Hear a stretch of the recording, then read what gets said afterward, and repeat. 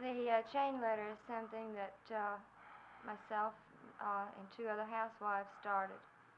We were talking one day after reading an editorial in the Saturday paper and decided that something had to be done about the POW situation. What motivated it? There really isn't anything that did motivate it. We read this editorial. It suggested writing to Hanoi for better treatment of our prisoners and told how the Red Cross had tried in vain to get the Hanoi to abide by the Geneva Convention. And we just were discussing it one day and decided that this is something that somebody had to do something about. And we read it, we wrote our letters to Hanoi, and thought, well, we'll send it on and ask relatives in another part of the country to do the same. And all of a sudden it mushroomed. We talked with the editor.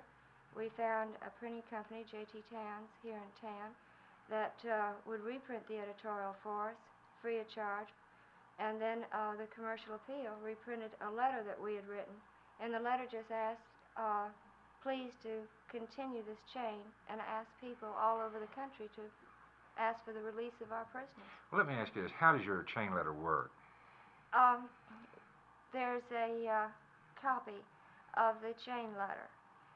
And attached to it is an editorial. In the chain letter, it states that we are not personally involved with any POWs.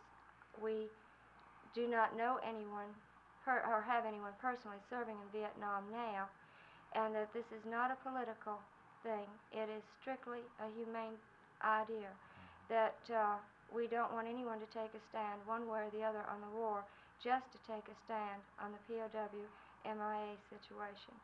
We ask them to read the editorial, follow through with a letter to North Vietnam, to Hanoi, and then to mail the copy of the chain letter on to one more person, and just continue the chain.